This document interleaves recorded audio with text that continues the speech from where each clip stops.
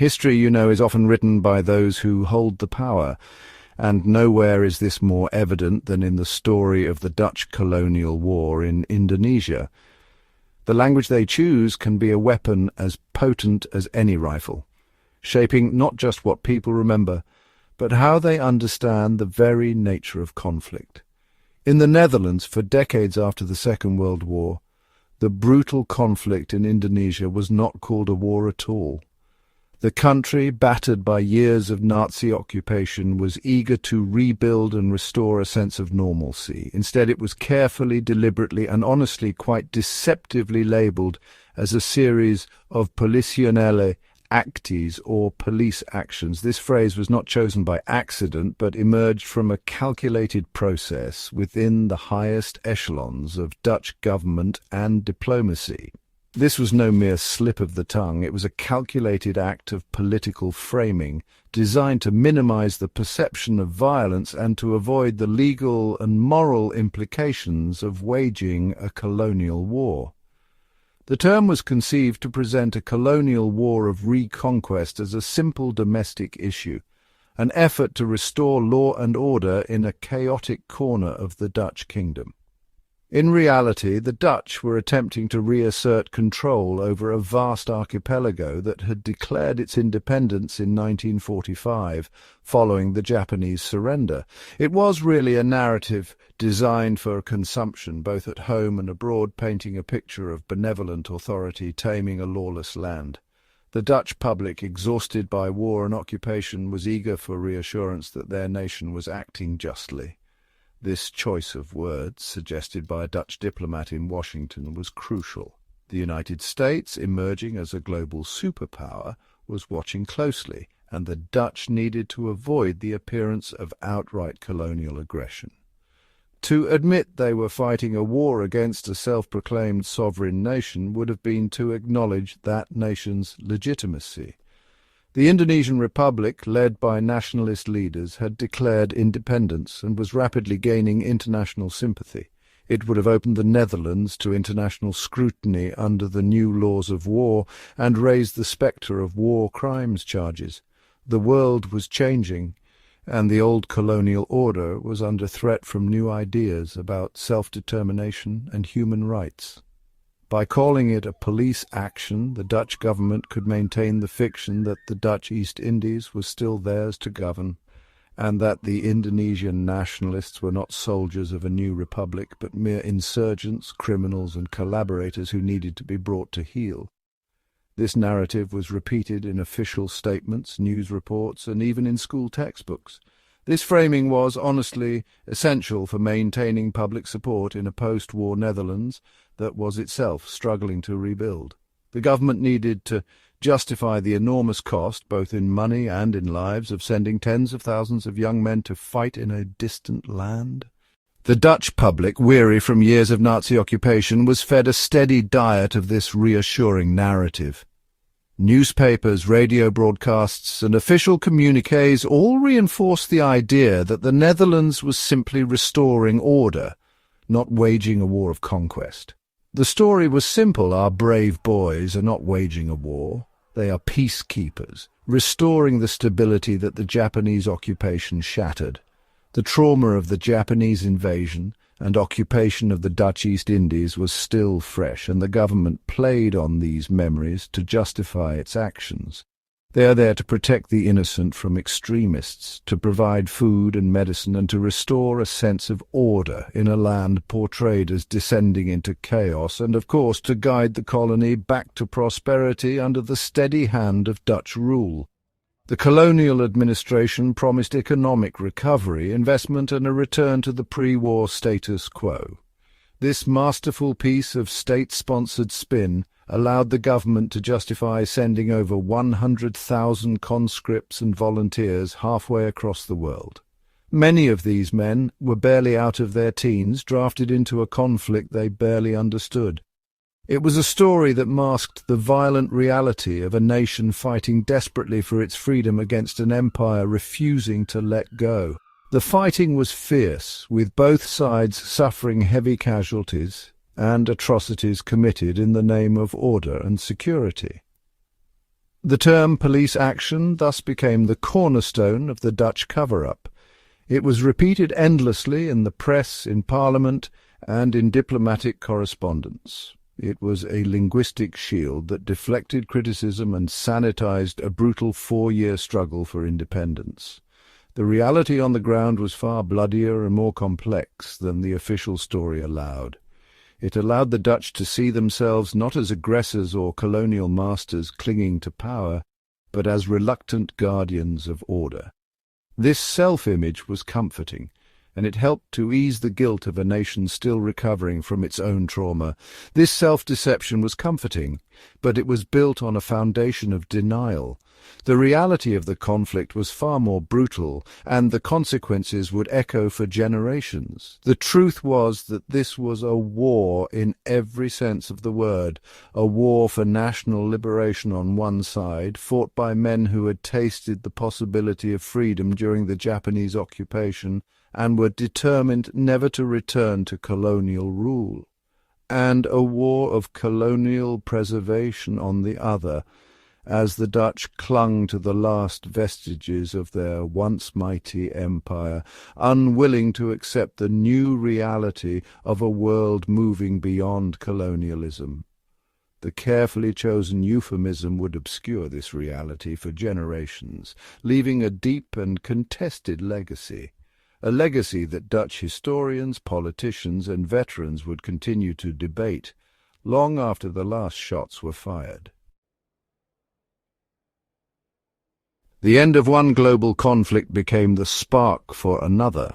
On August 15, 1945, Imperial Japan announced its surrender, bringing the Second World War to its final, shuddering close. For the millions living in the Dutch East Indies who had endured 3.5 years of harsh Japanese occupation, this was a moment of profound uncertainty. The Dutch colonial administration had been dismantled and a power vacuum had opened. Into this void stepped the leaders of the Indonesian nationalist movement, men who had been dreaming of and working towards this very opportunity. They understood that the window to act was small before the Dutch could return with Allied support to reassert their control. Just 2 days later, on August 17, 1945, in a modest house in Jakarta, the nationalist leaders Sukarno and Muhammad Hatta stood before a small crowd and did the unthinkable. They proclaimed the independence of the Republic of Indonesia. "We, the people of Indonesia, hereby declare the independence of Indonesia." The proclamation read, a simple but revolutionary statement. This was the cry of Merdeka freedom. It was the culmination of decades of growing anti-colonial sentiment, a movement that had been nurtured through political parties, youth groups, and intellectual circles. The Japanese occupation, while brutal, had inadvertently shattered the myth of European invincibility and given Indonesian nationalists valuable administrative and military experience. The Dutch, however, were utterly dismissive of this declaration. From their perspective in The Hague, Sukarno and his fellow nationalists were not patriots. They were collaborators who had worked with the Japanese.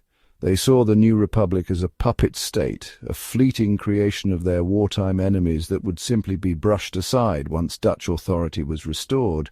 They refused to engage with the fledgling government, viewing its claims of sovereignty as illegitimate and absurd. The Netherlands, weakened by its own occupation, was determined to reclaim its most prized colonial possession, believing the entire archipelago was simply waiting to be brought back into the imperial fold. This fundamental clash of perspectives set the stage for a bloody and protracted conflict. On one side was a new nation, born from the ashes of war, fueled by a powerful desire for self-determination and a belief in its right to exist. On the other was an old colonial power, unable to fathom a future without its empire and convinced of its right to rule. The Indonesian Declaration of Independence was not the end of a struggle, but the beginning of one. The words spoken on that August day would have to be defended with blood, sacrifice, and unwavering resolve over the next 4 years of brutal warfare.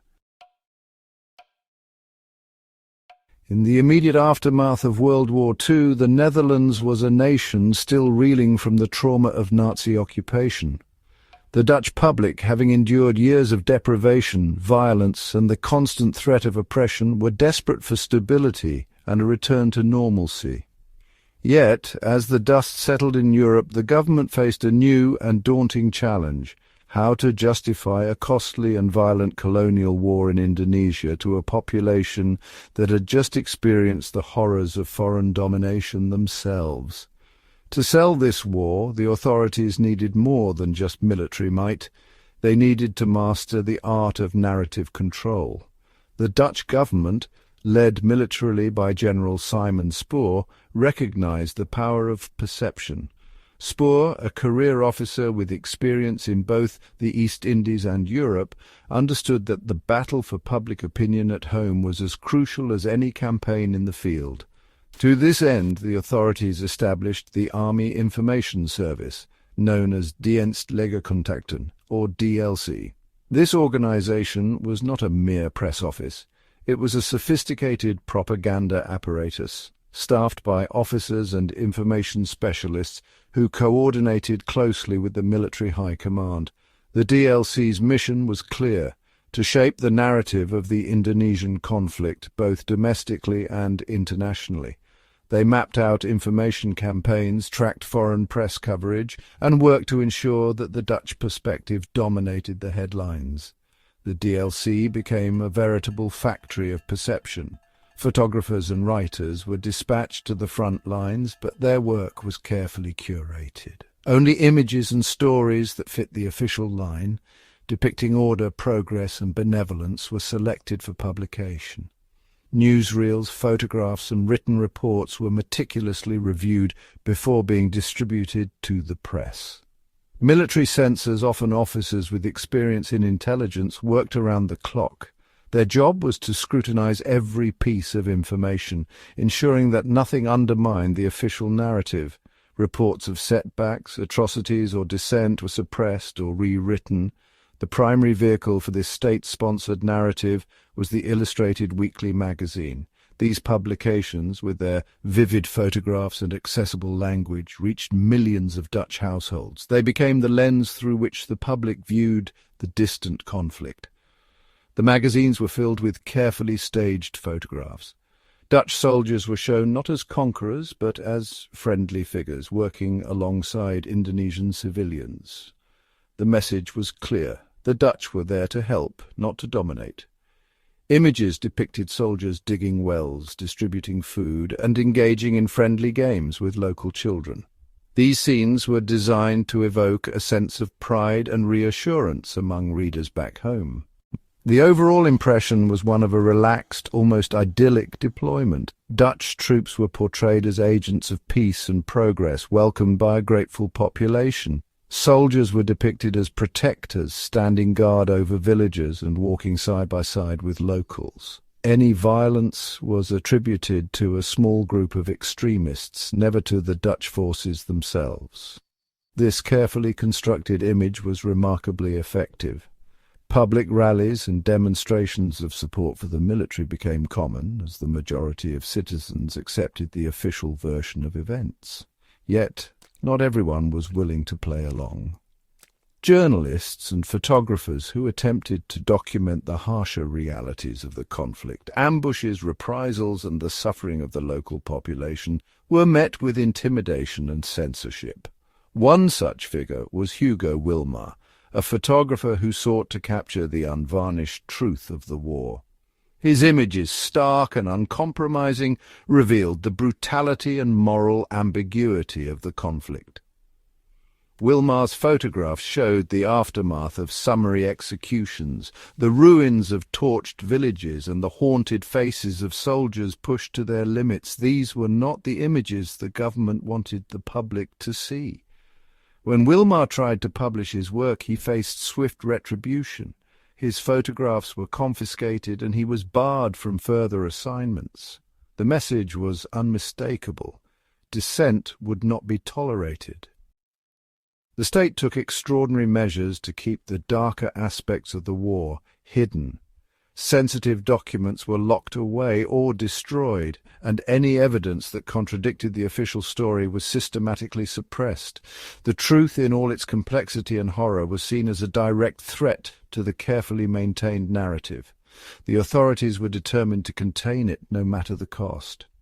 This iron grip on information created a profound disconnect. While chaos and violence raged in Indonesia, the Dutch public was shielded from the reality, living instead in a world of comforting images and reassuring stories. As Dutch soldiers fought a grueling counterinsurgency campaign, facing ambushes, booby traps, and the constant threat of reprisal, their families at home saw only images of charity and goodwill. The propaganda effort was not simply about hiding bad news. It was about constructing an entirely separate reality, one in which the Netherlands was a force for civilization and order. In this official version, the violence was always justified, the mission always noble, and the outcome always certain. It was a comforting fiction, one that would persist for decades, shaping Dutch memory and identity long after the last shots were fired. Beneath the lofty rhetoric of restoring order and the so-called civilizing mission, the true engine driving the Netherlands' determination to hold on to Indonesia was economic necessity, an imperative forged over centuries of colonial entanglement. The Dutch, having first arrived in the Indonesian archipelago in the early 17th century, gradually transformed the region into the Dutch East Indies, a linchpin of their global empire. The Dutch East India Company, or VOC, established a commercial monopoly, extracting spices, sugar, and later a wealth of other resources which became the backbone of Dutch prosperity. For generations, the archipelago was not just a distant colony, it was the glittering crown jewel of the Dutch colonial enterprise. Batavia, now Jakarta, became the nerve centre of Dutch power in Asia, a city built on the profits of forced labour and the relentless extraction of natural wealth. The islands yielded a bounty of resources, rubber tapped from vast plantations, tin and oil drawn from the earth, and coffee, tea and spices that filled the holds of Dutch ships bound for Europe. These commodities were not mere luxuries, they were essential to the Dutch economy, fueling industrial growth and underwriting the nation's rise as a global trading power. But the Second World War changed everything. The Nazi occupation left the Netherlands devastated, its cities scarred, its infrastructure shattered, and its economy in tatters.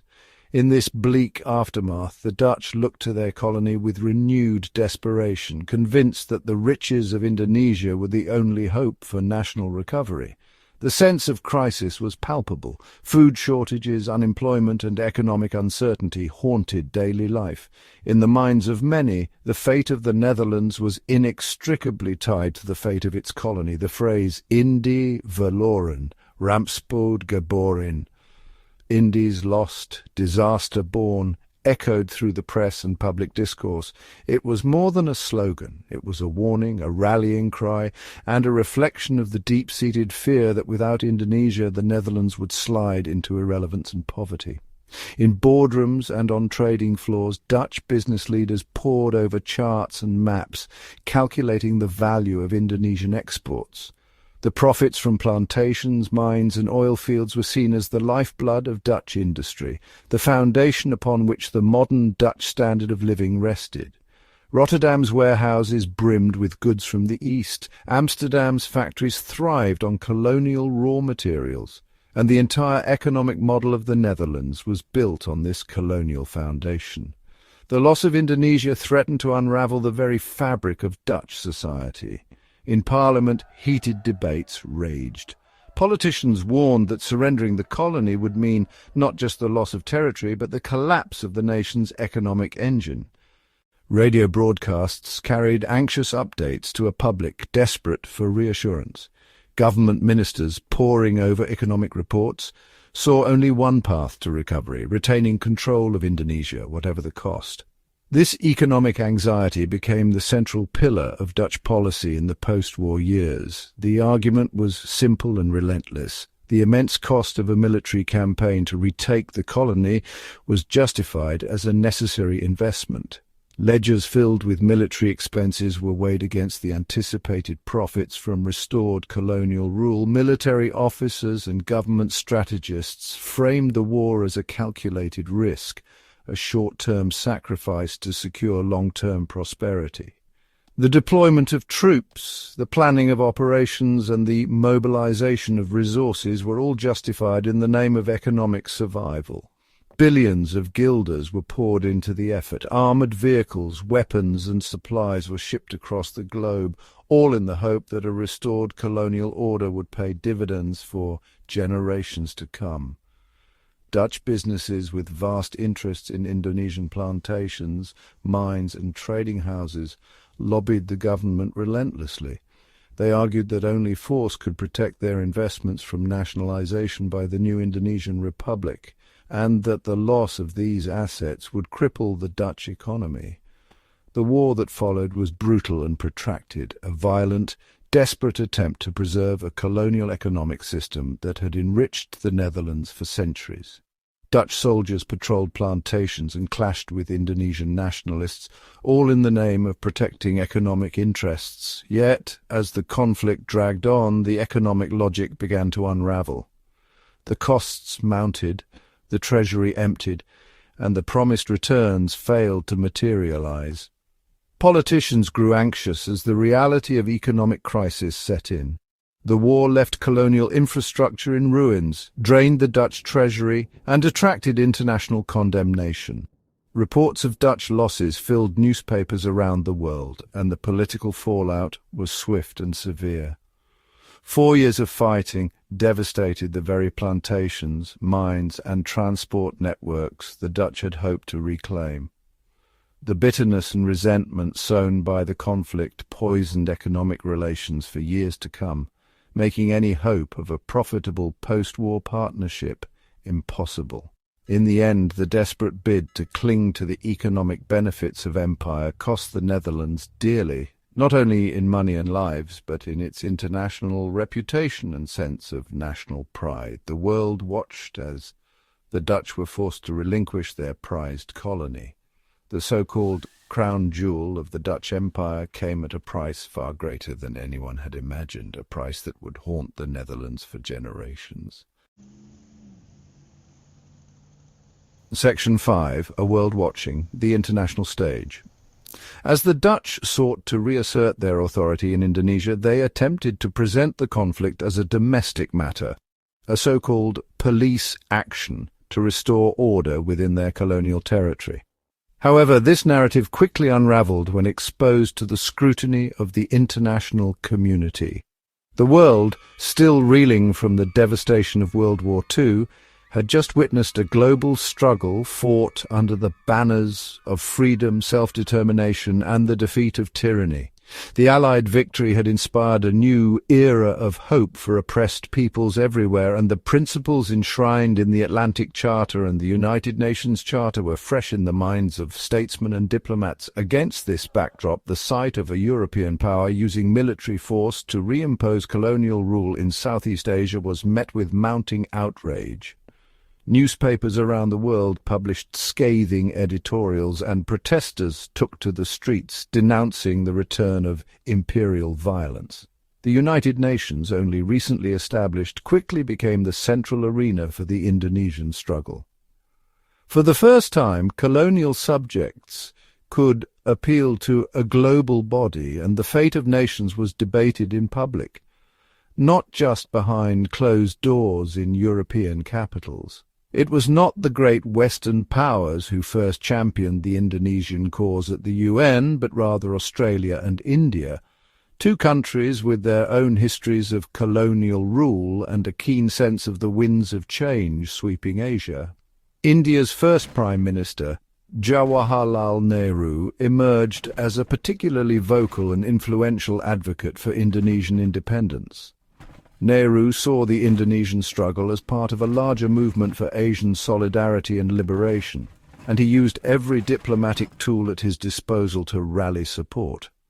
Across Asia, the Indonesian fight for sovereignty became a symbol of hope for other colonized peoples. Rallies and conferences echoed with calls for Asia for Asians, and the idea of a united front against colonialism began to take shape. For the fledgling Indonesian Republic, this international solidarity was nothing short of a lifeline. Lacking the military resources to match the Dutch, Indonesian leaders turned to diplomacy, sending envoys to the United Nations and forging alliances with sympathetic nations. The Indonesians proved remarkably skilled at navigating the complex world of international politics. They presented their case with clarity and conviction, framing their struggle as a test of the very principles the United Nations claimed to uphold. Their arguments resonated with newly independent nations and anti-colonial movements who saw in Indonesia's plight a reflection of their own aspirations. Support grew steadily, and the Dutch found themselves increasingly isolated. Dutch representatives, once confident in their ability to control the narrative, now sat alone at international conferences, their justifications for continued violence sounding ever more hollow. Editorial cartoons and headlines lampooned Dutch stubbornness, and the world's patience with the old imperial order wore thin. The Dutch insistence on restoring order was increasingly seen as a desperate attempt to cling to a fading empire. The Indonesian conflict was no longer a matter for the Netherlands alone. It had become a global test case watched by journalists, diplomats, and political leaders from every continent. The most influential actor on this stage was the United States. As the world's emerging superpower, American policy would prove decisive. Initially, Washington was hesitant. The United States had long-standing ties with the Netherlands, a fellow founding member of NATO and a key European ally in the early days of the Cold War. Yet American leaders were also mindful of their own revolutionary heritage and the growing importance of winning hearts and minds in the decolonizing world. The situation reached a breaking point in December 1948 when the Dutch launched their second major military offensive, known as the Second Police Action. Dutch troops stormed Yogyakarta, the temporary capital of the Indonesian Republic, and arrested its top leaders. The operation was intended to crush the independence movement once and for all. Instead, the assault shocked the world. In the United States, newspapers ran headlines expressing outrage, and policymakers in Washington began to question the wisdom of supporting Dutch colonial ambitions. American officials, already wary of the growing influence of communism in Asia, now saw Dutch actions as dangerously destabilizing. The fear was that continued colonial repression would drive nationalist movements into the arms of communist powers.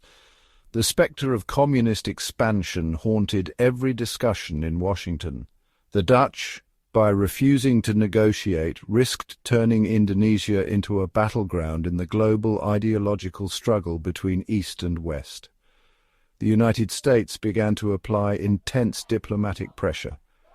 President Truman's administration made it clear that continued Dutch intransigence would have serious consequences.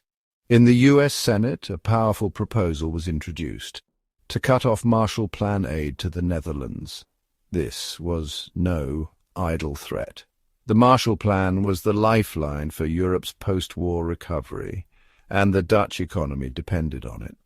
The prospect of losing American economic assistance sent shockwaves through the Dutch government. The stakes could not have been higher. Dutch officials, already under pressure from a costly and unpopular war, now faced the possibility of economic disaster at home. The choice was stark: continue the war in Indonesia and risk the collapse of their own recovery, or accept the reality of Indonesian independence.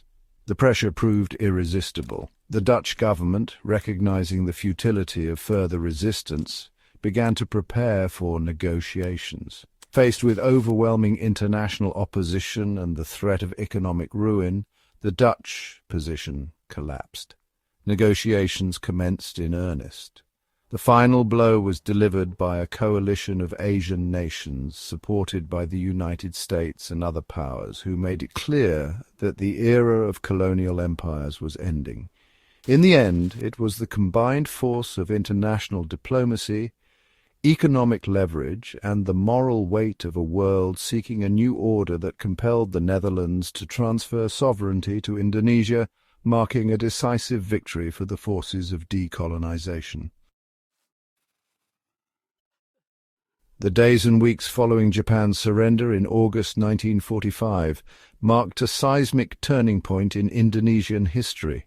The sudden collapse of Japanese authority left a gaping power vacuum across the archipelago. In the absence of any clear government, the streets of cities like Jakarta, Surabaya and Bandung became arenas of confusion, retribution and explosive violence. The old colonial order, already weakened by years of war and occupation, was now teetering on the edge of total collapse. Before Allied forces could land in significant numbers to disarm the Japanese and restore order, and before the Dutch could even begin to reassert their authority, the archipelago was left in a state of limbo. Japanese troops, now technically the defeated enemy, were ordered by the Allies to maintain order until the arrival of British and Dutch forces. But their authority was hollow and their presence resented by a population hungry for change.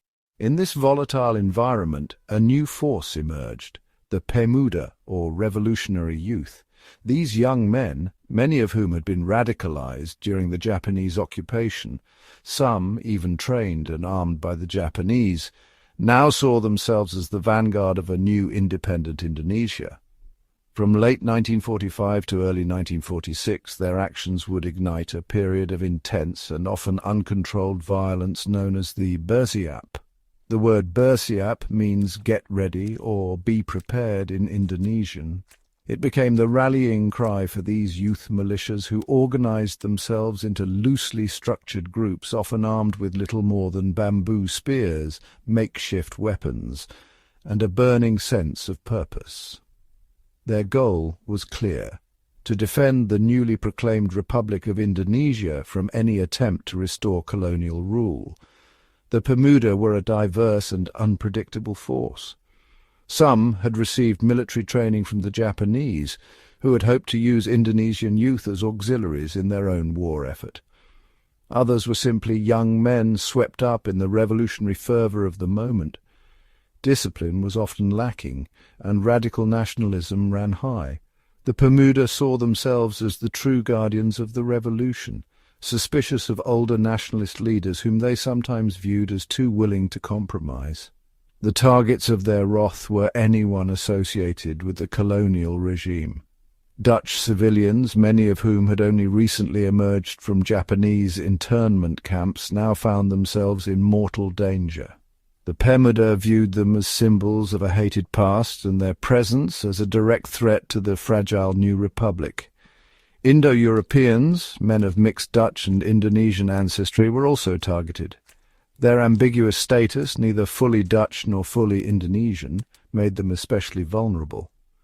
Moluccans, many of whom had served in the colonial army, were likewise seen as collaborators with the old regime.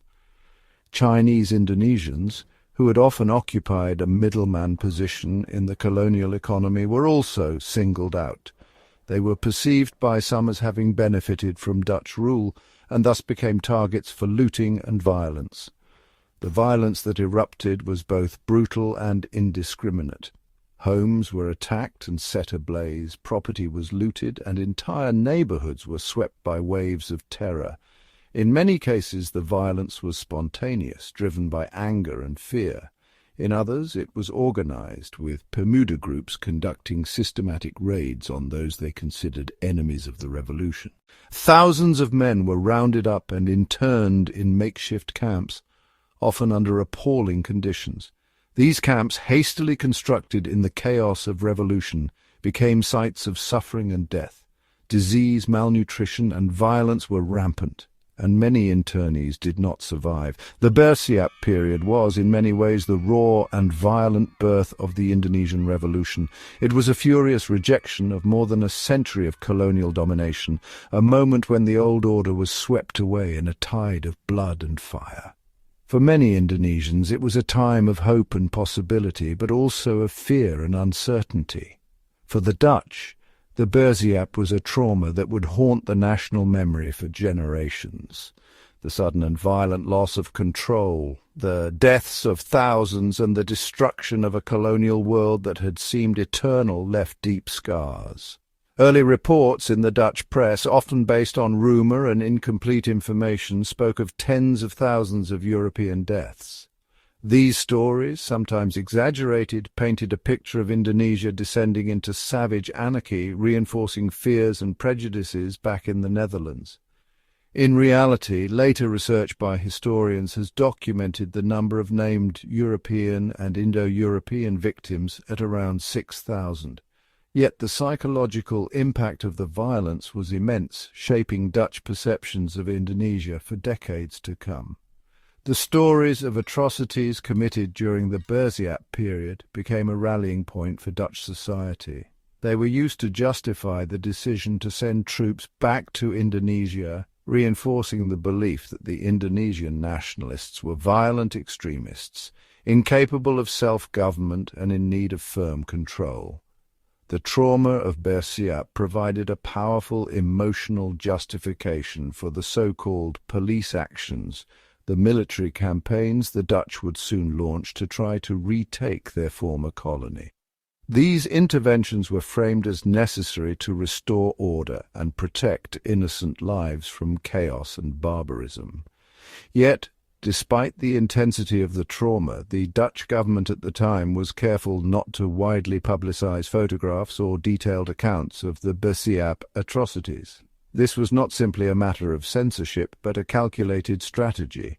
Dutch officials understood that to admit the full scale of the violence against Europeans and their allies would be to acknowledge that they had lost control of their prized colony. Such an admission would have undermined their claims to legitimacy and authority, both at home and abroad.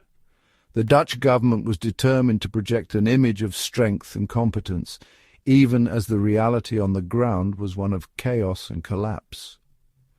To reveal the true extent of the violence would have been to confess weakness at a critical moment. Instead, official statements and press releases emphasized the restoration of order and the reassertion of Dutch authority, downplaying the scale of the crisis and the suffering of those caught in the violence.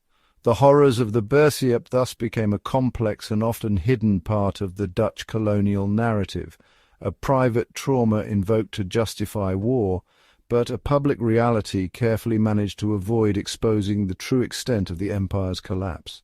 The legacy of this violent dawn would shape the memories and identities of both Indonesians and Dutch for generations to come.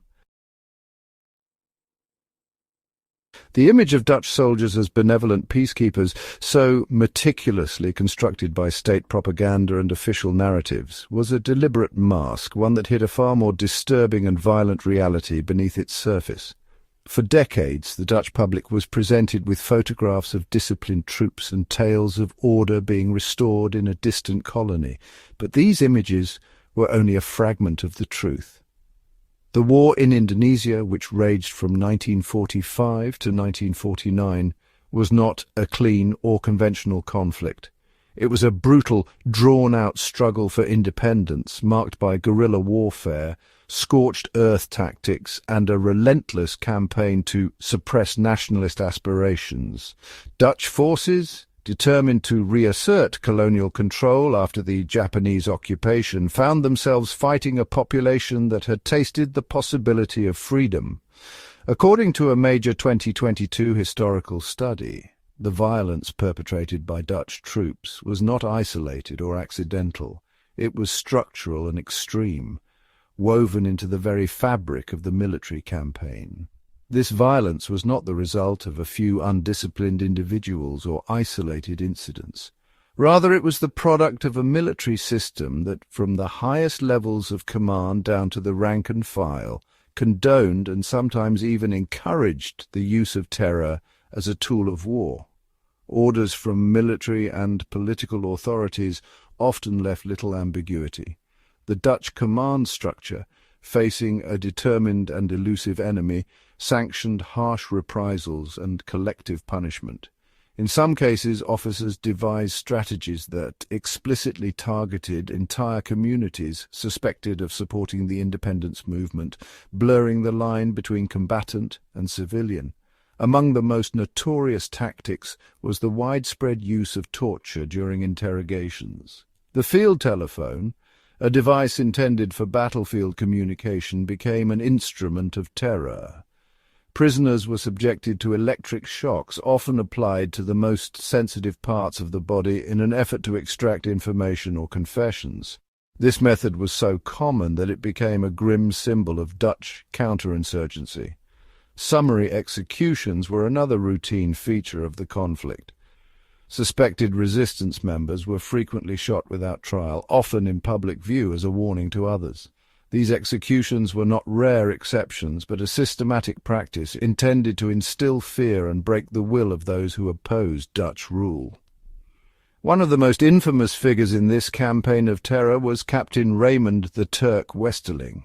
In late 1946 and early 1947, Westerling led a special forces unit in South Sulawesi, tasked with crushing nationalist resistance. His name would become synonymous with brutality and collective punishment. Westerling's methods were as ruthless as they were effective. His unit would encircle entire villages at dawn, preventing anyone from escaping. The men were separated from the rest of the population and forced into the village square, where they were interrogated, often under threat of immediate execution. Those suspected of involvement with the resistance were executed on the spot in full view of their neighbours. The message was clear. Any support for the independence movement would be met with the harshest possible retribution. The psychological impact of these actions was profound, sowing terror and mistrust throughout the region. Westerling himself later admitted to personally carrying out nearly 300 summary executions. His campaign, which lasted just 10 weeks, left a trail of devastation and fear that would haunt the region for generations. The total death toll from Westerling's operations is estimated to exceed 3,000 Indonesian civilians. These mass killings were not the result of chaotic battle, but of a calculated strategy to break the spirit of the population and extinguish the dream of independence. For decades, the full extent of these atrocities was hidden from the Dutch public. The phenomenon became known as de Indische doofpot, or the Indies cover-up, a systematic effort by the Dutch state to suppress evidence, silence witnesses, and control the narrative of the colonial war. High-ranking officials met behind closed doors, shredding documents and burying files that might reveal the true nature of the campaign. The Dutch government was determined to protect its reputation, even at the cost of justice and historical truth. In 1954, two senior jurists compiled a confidential report after reviewing the evidence. Their conclusion was unequivocal. Westerling's actions had no legal justification and constituted war crimes under international law. Yet, instead of acting on these findings, the authorities locked the report away, ensuring it would not see the light of day for decades. A subsequent memo from a government advisor warned that prosecuting Westerling would not only expose his crimes, but also implicate senior military and civilian leaders, potentially reaching the highest echelons of government. The decision was made to seal the records, enforce silence, and maintain the myth of Dutch heroism in Indonesia. The official story of Dutch valor and sacrifice was to be preserved at all costs, even if it meant erasing the suffering of thousands and denying the reality of state-sanctioned violence. It was not until the late 1960s that the silence began to break. In a televised interview, a veteran named Joop Huting spoke openly about the war crimes he had witnessed and participated in, shattering the taboo that had gripped Dutch society for so long. Huting's testimony sent shockwaves through the Netherlands. For the first time, the public was confronted with the reality of what had been done in their name, and the carefully maintained facade began to crumble. This was the first tear in the tightly woven fabric of national self-deception, a crack that would widen over the coming decades. It would take another 50 years of painstaking work by journalists, veterans, and historians to uncover the full extent of the violence and the elaborate cover-up that followed. Each new revelation forced the Netherlands to confront uncomfortable truths about its colonial past. The so-called police actions were not simply law enforcement operations. They were a campaign of state-sanctioned terror designed to crush a people's quest for freedom. For generations, the Netherlands struggled to face the truth of what had been done in Indonesia, and the legacy of these events continues to shape the nation's understanding of its own history. In the violent and tumultuous struggle between Dutch colonial rule and the surging tide of Indonesian nationalism, a distinct community found itself ensnared in a web of uncertainty and danger, the Indo-Europeans, or Indos. Their fate would become one of the most tragic and overlooked consequences of the colonial era's collapse. The Indo-Europeans were men of mixed Dutch and Indonesian ancestry, a group whose very existence was shaped by centuries of colonial interaction. They occupied a unique, often precarious position within the rigid social hierarchy of the Dutch East Indies, neither fully accepted by the European elite nor entirely part of the indigenous population. Legally, Indos were classified as part of the European class, a status that granted certain privileges and protections under colonial law. Yet in practice, they were frequently regarded as a rung below the so-called Totoks, the full-blooded Dutch who dominated the upper echelons of colonial society. This ambiguous status left them vulnerable to both social exclusion and shifting political winds. Many Indo-European men found employment as clerks, administrators, and soldiers, forming the backbone of the colonial bureaucracy and military apparatus. Their fluency in both Dutch and local languages, as well as their familiarity with indigenous customs, made them indispensable intermediaries in the day-to-day running of the colony. Despite their essential roles, Indos were rarely welcomed as equals by the colonial elite. Social clubs, schools, and even residential neighborhoods were often segregated, reinforcing a sense of otherness and exclusion that would haunt the community for generations. The outbreak of World War II and the subsequent Japanese occupation of the Dutch East Indies shattered the colonial order. When the Japanese were defeated and Indonesian nationalists declared independence in 1945, the archipelago was plunged into a period of chaos and violence. For the Indo-Europeans, the world they had known was collapsing around them. Indonesian nationalists, fighting for freedom after centuries of foreign domination, often viewed the Indos with suspicion. Many nationalists saw them as collaborators with the Dutch, beneficiaries of a system that had oppressed the indigenous majority. During the Bersiap period, a time marked by lawlessness and brutal reprisals, Indo-Europeans became targets of violence, intimidation, and retribution. Many were attacked, their homes looted or destroyed, and their lives upended by the ferocity of the conflict. As the new Republic of Indonesia consolidated its power, the loyalty of the Indo-European community was questioned. Their ambiguous identity, once a bridge between two worlds, now left them isolated and vulnerable. The future for many Indos in an independent Indonesia appeared increasingly bleak. Seeking safety, some Indos turned to the Dutch authorities for protection or the possibility of migration. Yet their connection to the Netherlands was often tenuous. Many had never set foot in Europe, and the Dutch government was reluctant to accept large numbers of colonial subjects.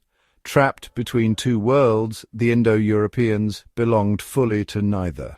In the crucible of revolution and decolonization, they were rejected by both the land of their birth and the country that claimed them as subjects. After the official transfer of sovereignty in 1949, the situation for many Indos became untenable. Anti-Dutch sentiment and policies of Indonesianization made it clear that their future in Indonesia was fraught with danger and uncertainty. Hundreds of thousands of Indo-European men made the wrenching decision to leave the only home they had ever known.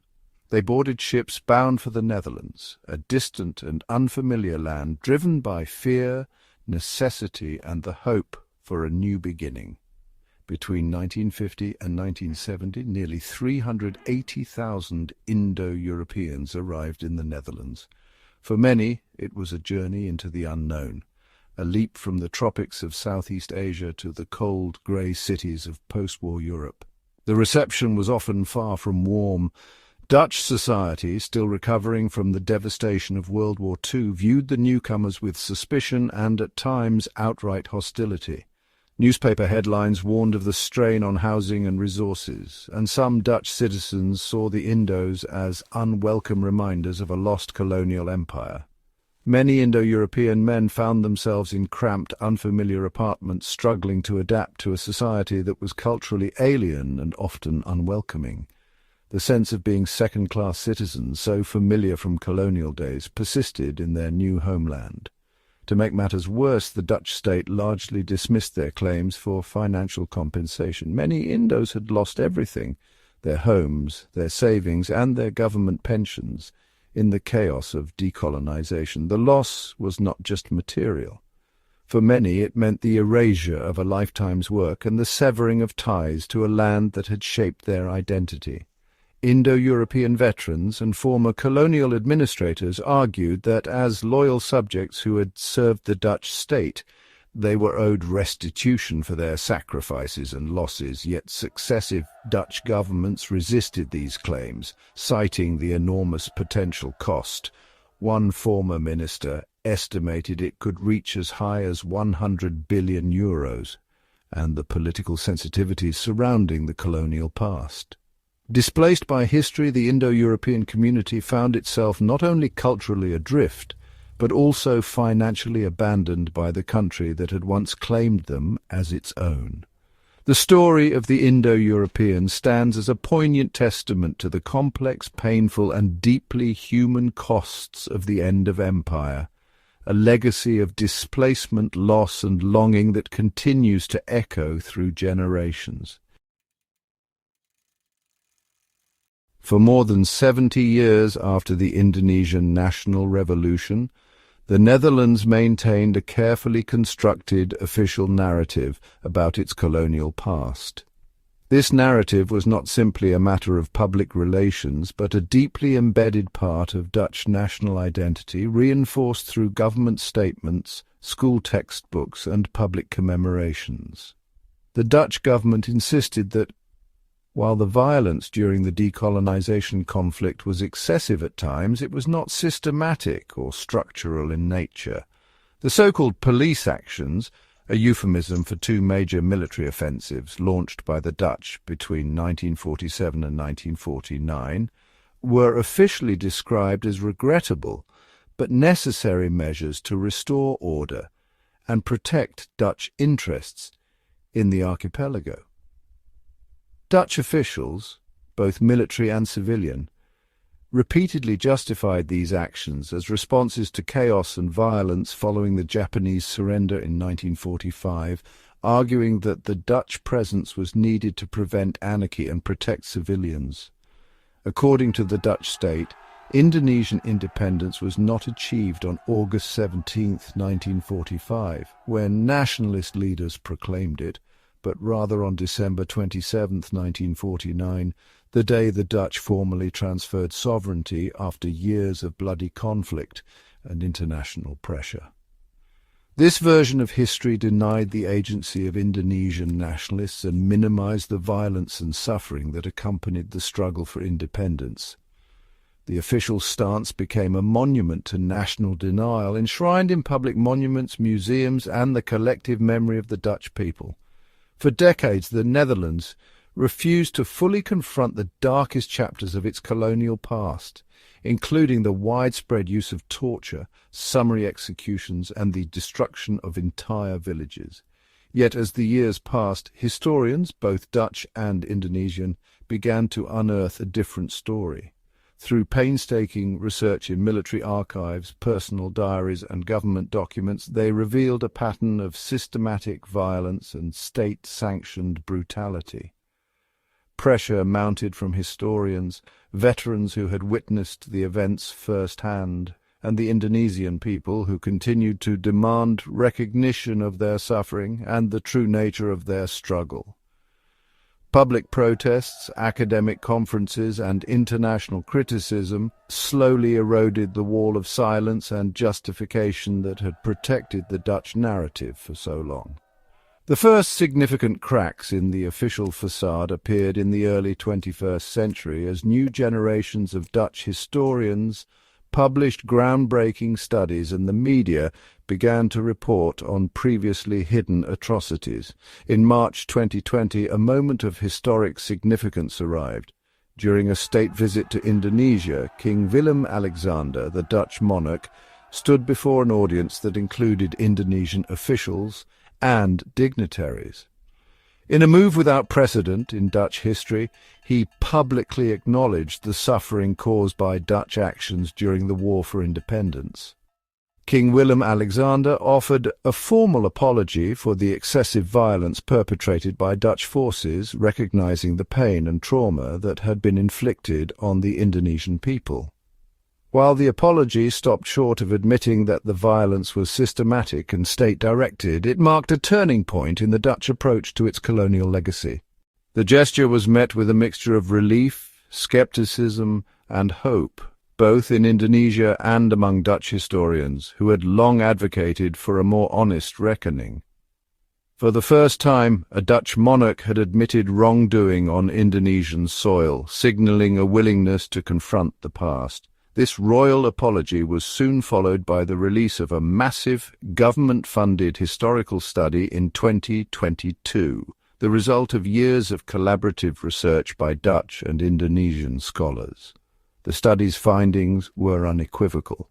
The Dutch military had engaged in systematic and widespread extreme violence, including summary executions, torture, and the destruction of entire communities.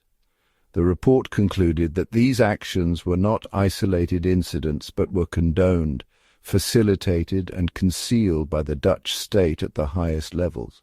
The findings of the 2022 report were impossible to ignore. The Dutch public, long shielded from the full truth, was confronted with the reality of their nation's actions. In response, Dutch Prime Minister Mark Rutte delivered a deep and profound apology on behalf of his government, acknowledging the suffering caused by decades of denial and state-sponsored violence. He apologized to the people of Indonesia for the consistent looking away by previous Dutch cabinets and for the violence that had been covered up for so long. The apology was not just a symbolic gesture, but a recognition of the need for historical honesty and accountability. For many in the Netherlands, it was a moment of national catharsis, a long overdue confrontation with the legacy of empire. The official government position finally aligned with what historians had been arguing for decades, that the so-called police actions were in fact a colonial war. The term police actions was officially discarded, replaced by a more honest acknowledgement of the conflict's true nature. The final and perhaps most symbolic step in this long process of reconciliation came on June 14, 2023. On that day, Prime Minister Rutte announced that the Netherlands would henceforth fully and without reservation recognize August 17, 1945, as the date of Indonesia's independence. This simple statement carried the weight of 78 years of contested history, diplomatic tension, and national memory. It was the Dutch state finally accepting the Indonesian narrative of its own birth, acknowledging that independence was not something granted by the Netherlands, but seized by Indonesians themselves. The legal fiction that sovereignty was a gift from the Dutch was abandoned.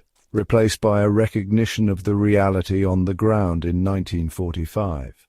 This long overdue recognition marked the end of an era of denial and the beginning of a more honest, if painful, confrontation with the legacy of empire. The Dutch and Indonesian peoples now share a more truthful understanding of their intertwined histories, built on acknowledgement, apology, and the hope for genuine reconciliation.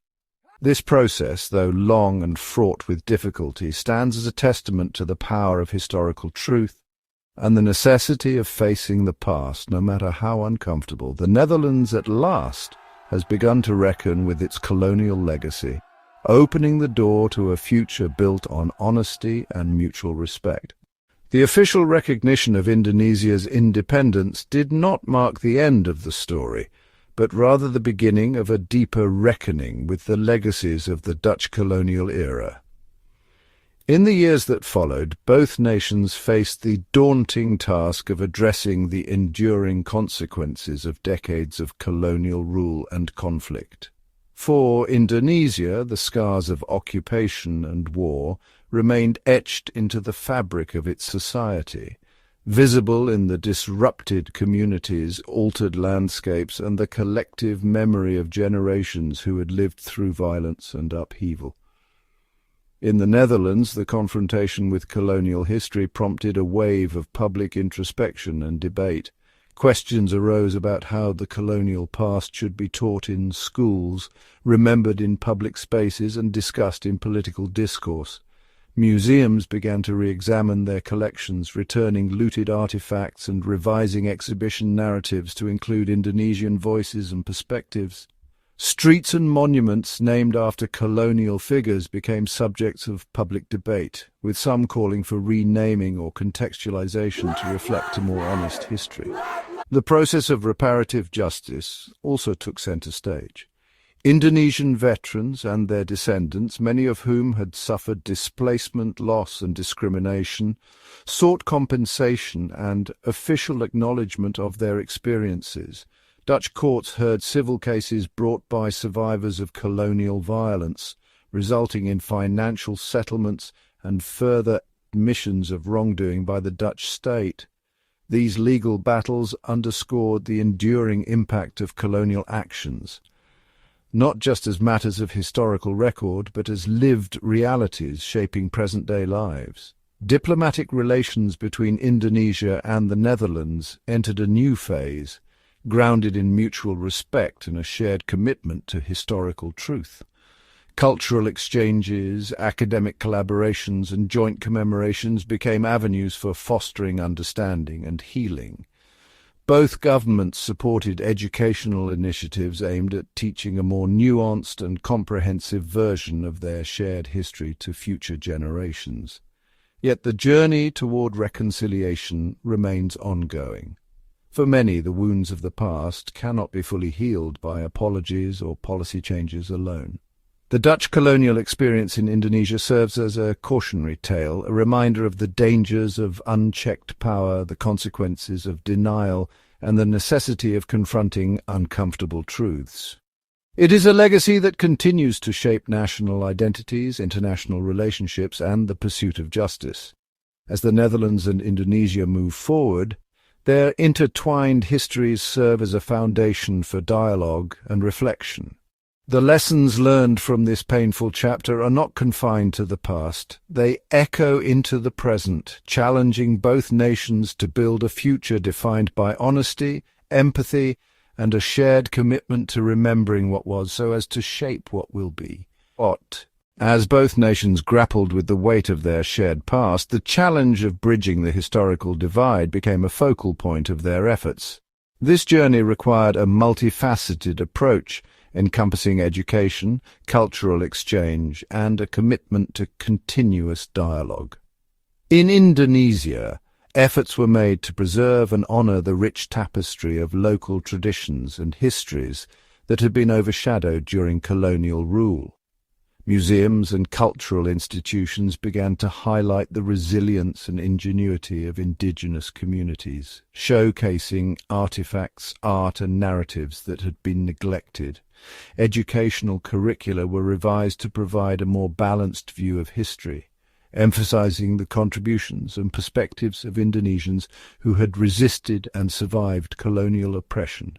Meanwhile, in the Netherlands, there was a growing recognition of the need to confront the darker chapters of their colonial history head-on. Academic institutions played a crucial role in this process, with historians and scholars conducting in-depth research and publishing works that challenged long-standing narratives. Public lectures, seminars, and exhibitions became platforms for sharing these findings, sparking conversations that were both challenging and necessary. One of the most significant initiatives was the establishment of bilateral commissions dedicated to historical research and reconciliation. These commissions, composed of experts from both countries, worked tirelessly to uncover and document the full extent of colonial actions and their repercussions. Their reports provided a comprehensive and unflinching account of the past, serving as a foundation for policy recommendations and public education efforts.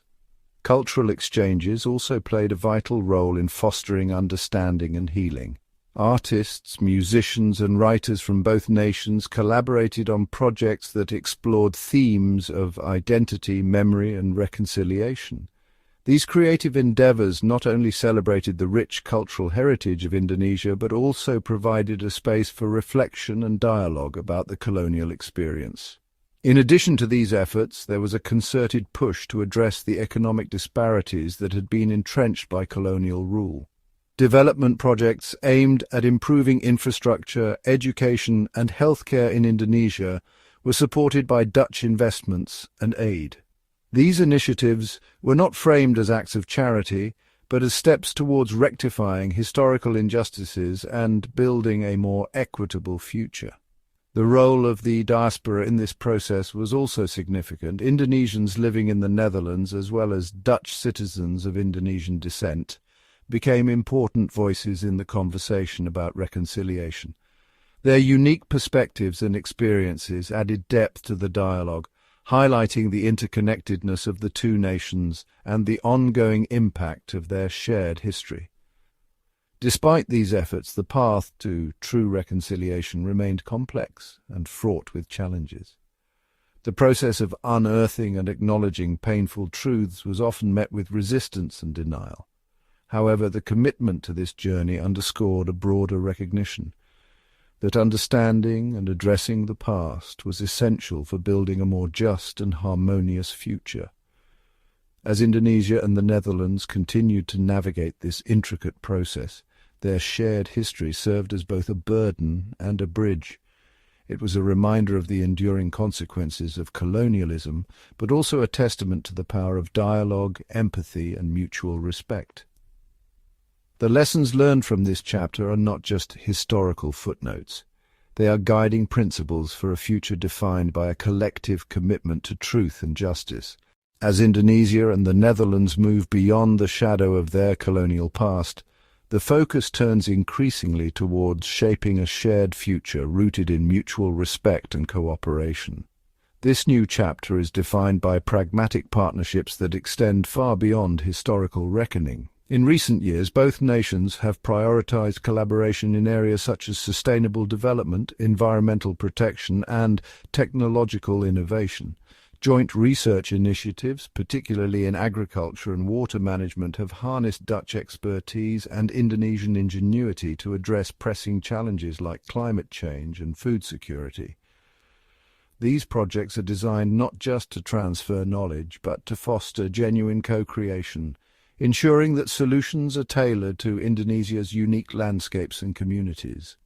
At the governmental level, regular bilateral dialogues have become institutionalized, providing structured opportunities to resolve disputes and deepen economic ties. Trade agreements and investment forums have opened new avenues for business, while also supporting Indonesia's ongoing efforts to strengthen its infrastructure and industries. The Netherlands, recognizing its historical responsibility, has sought to ensure that these economic relationships are equitable and transparent, mindful of the past's lessons. Education remains a cornerstone of this forward-looking partnership.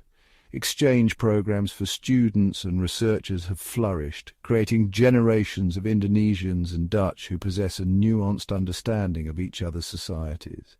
These individuals often return home as ambassadors for cross-cultural understanding, using their experiences to foster tolerance and innovation. Efforts to preserve and study the intertwined histories continue, but the emphasis has shifted from confrontation to collaboration. Museums and archives in both countries now work together to digitize and share historical records, making them accessible to the wider public. These resources are vital tools for scholars, students, and anyone seeking to understand the complexities of the colonial era and its aftermath. Community-led initiatives have also emerged as powerful agents of change. In cities across Indonesia and the Netherlands, local organizations host workshops, exhibitions, and public discussions that encourage honest dialogue about the past while envisioning new possibilities for cooperation. These grassroots efforts underscore the idea that reconciliation is not solely the domain of governments or institutions. It is a collective endeavor, shaped by the everyday actions of citizens. As both nations look to the future, the lingering scars of colonialism serve as reminders of the importance of vigilance against injustice and inequality, yet the ongoing work of partnership and reconciliation offers hope that the legacy of the past can be transformed into a foundation for lasting friendship and progress. The road ahead is neither simple nor straightforward, but it is marked by a shared determination to build a future that honors history without being constrained by it. In this way, Indonesia and the Netherlands continue to write a new chapter, one defined not by division but by solidarity and shared purpose. As Indonesia and the Netherlands move forward, a crucial element in their evolving relationship is the purposeful preservation and interpretation of their shared colonial past. Today, the act of remembrance goes beyond formal apologies and official documentation. Instead, it has become an essential process of healing, one that engages historians, artists, educators, and communities in both countries. Museums have taken on a renewed mission, transforming from static repositories of artifacts into dynamic centers for dialogue and reflection. In Jakarta, Surabaya, and Amsterdam, new exhibitions are curated to challenge old narratives, presenting the colonial era not as a distant episode, but as a living legacy that continues to shape identities and social structures. These exhibitions leverage immersive storytelling, digital reconstructions, and personal testimonies, inviting visitors to confront uncomfortable truths and consider the resilience of those who endured hardship. Archival projects have expanded as well, with historians digitizing rare documents, photographs, and maps that once lay hidden in private collections or government vaults. These efforts are not only about safeguarding fragile materials, but also about democratizing access to history. Online platforms now allow students, researchers, and the public to explore primary sources from both Indonesian and Dutch perspectives, fostering a more nuanced understanding of events like the police actions, the struggle for independence, and the aftermath of decolonization.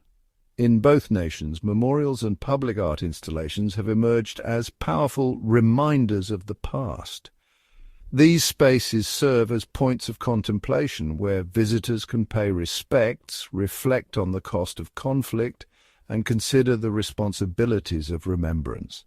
Annual commemorations held at historic sites and cemeteries provide structured opportunities for collective mourning and acknowledgement of shared history.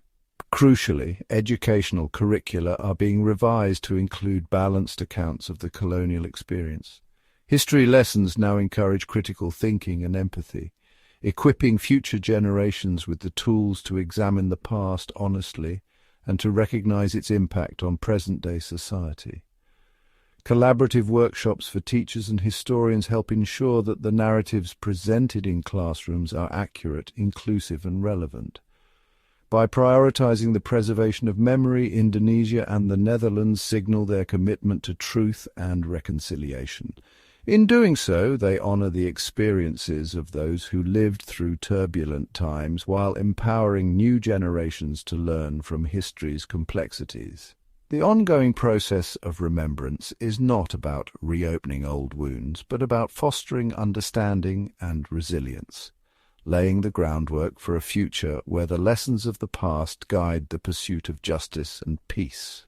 The journey toward understanding the Dutch colonial past in Indonesia does not end with preservation alone.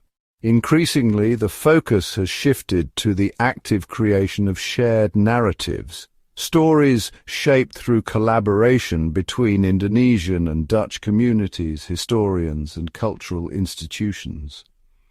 This cross-border storytelling takes many forms. Joint documentary projects bring together filmmakers, researchers, and eyewitnesses from both nations, weaving together perspectives that were once separated by distance and division. These documentaries do more than recount events. They illuminate the motivations, fears, and hopes of individuals caught in the tides of history. Through interviews, archival footage, and reenactments, viewers are invited to see the era not as a monolithic chapter but as a tapestry of intertwined lives. Academic exchanges and workshops further enrich this process. Universities in Jakarta, Yogyakarta, Leiden, and Rotterdam have established research partnerships encouraging students and scholars to delve into colonial archives, oral histories, and material culture. Together, they examine how the legacies of colonialism continue to influence social hierarchies, migration patterns, and national identities. These collaborative studies are published in bilingual journals and presented at international conferences, ensuring that the dialogue remains open and evolving. Public forums and discussion panels provide additional spaces for dialogue. In libraries and community centers, former soldiers, independence activists, and descendants of both colonizers and the colonized gather to share memories, challenge assumptions, and seek common ground. These conversations are often difficult as they confront painful truths and question long-held beliefs, yet they are vital for building empathy and dismantling stereotypes. Art also plays a powerful role in this collaborative storytelling. Mural projects, theatre performances, and literary anthologies draw upon the talents of both Dutch and Indonesian creators. By reimagining historical events through visual and written expression, artists breathe new life into the past, making it accessible and relevant to contemporary audiences. Importantly, these shared narratives are not about erasing differences or smoothing over conflict. Rather, they acknowledge the complexity of the past, recognizing that reconciliation is a process marked by both agreement and disagreement. By working together to tell their stories, Indonesians and Dutch alike demonstrate a willingness to listen, to learn, and to grow. In embracing collaborative storytelling, both nations take another step toward healing. The Dutch colonial past in Indonesia, once a source of division, becomes a foundation for mutual understanding, a testament to the power of dialogue in shaping a more honest and inclusive history.